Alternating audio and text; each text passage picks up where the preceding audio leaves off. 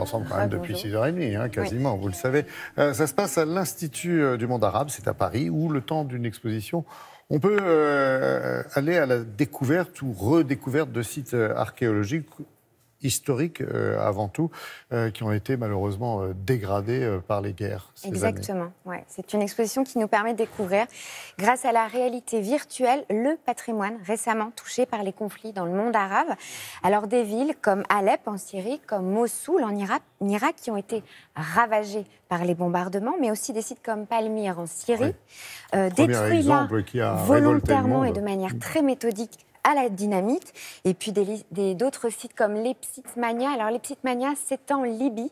Alors là, évidemment, ravagé par 7 années de guerre, mais surtout aujourd'hui ravagé par l'abandon, le manque d'entretien et le pillage. Alors, les moyens, hein. Voilà, manque de moyens, manque de temps, manque d'argent, manque de beaucoup de choses. Comment ça se passe, cette exposition?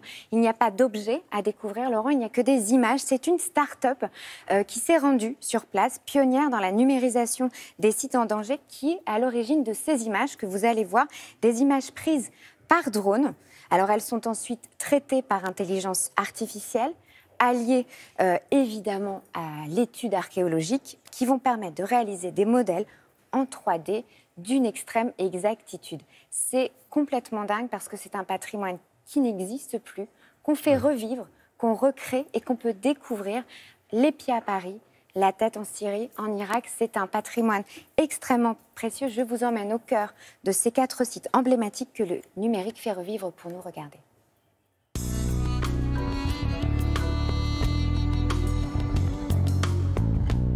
On a pris le parti de se baser sur des images et des restitutions 3D où on montre les sites tels qu'ils sont aujourd'hui et où on propose également des reconstitutions virtuelles de certains monuments qui aujourd'hui n'existent plus.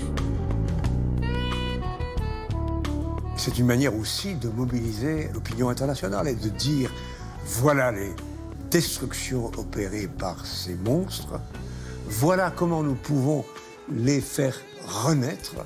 Et d'ailleurs, on réussit à reconstituer tel temple ou telle mosquée.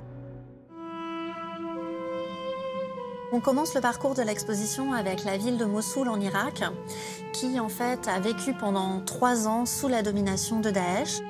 Ils ont détruit volontairement, dynamité un certain nombre de monuments. Et puis, lors de la reprise de la ville, eh bien, les bombardements ont fait que toute la vieille ville a été très sérieusement endommagée.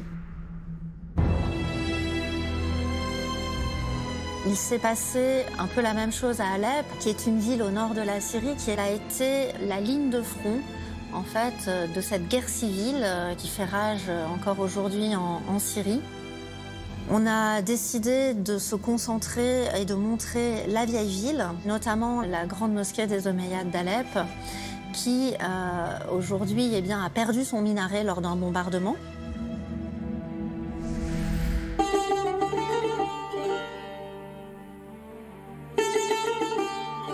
Palmyre a été systématiquement détruit par Daesh. Ils ont décidé de dynamiter un à un tous les monuments qui restaient de cette ville antique de Palmyre. On termine aussi le parcours avec un autre type de procédé technologique où là on propose à nos visiteurs de mettre un casque de réalité virtuelle et on va pouvoir marcher, faire quelques pas et être vraiment sur place alors que ces lieux aujourd'hui sont totalement inaccessibles au public.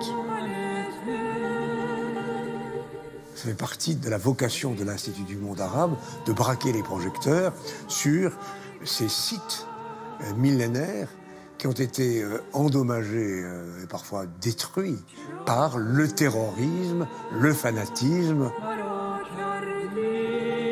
Cette exposition, elle est belle, magique, émouvante, bouleversante, et elle a valeur d'emblème d'un combat que nous menons pour le patrimoine contre la barbarie. Ce qui est extraordinaire quand on voit ces images, c'est qu'on se dit, mais avec ce drone et tout ce qui a été fait, en fait, on possède là un outil qui pourrait permettre la reconstruction, non? Exactement. L'intelligence artificielle, aujourd'hui, elle peut permettre ça quand elle se base sur les images prises sur place.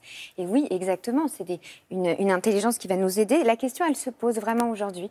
Il y a un vrai débat entre les archéologues, entre les scientifiques, entre les historiens, justement, sur la pertinence de reconstruire ou non ces sites, ces monuments. Alors, cette expérience... Le pour, le contre, c'est quoi? Le pour, le contre, c'est détruit. De toute façon, ça datait du VIe siècle avant Jésus-Christ. Est-ce qu'on, de toute façon, c'est perdu? Donc, à quoi bon le reconstruire? On peut peut-être plutôt préserver ceux qui sont encore à préserver. Voilà, il y a un vrai débat. Enfin, on s'est posé la question de savoir à quoi bon le détruire aussi, donc pourquoi pas reconstruire? Évidemment. En tout cas, c'est une expérience de visite très forte et elle montre qu'il est très très important de préserver ce patrimoine mondial. Ces sites, ils sont martyrs et ils sont ressuscités à l'occasion de cette exposition et c'est très important. Et c'est une manière comme une autre effectivement, de retenir ce que nous a apporté l'histoire.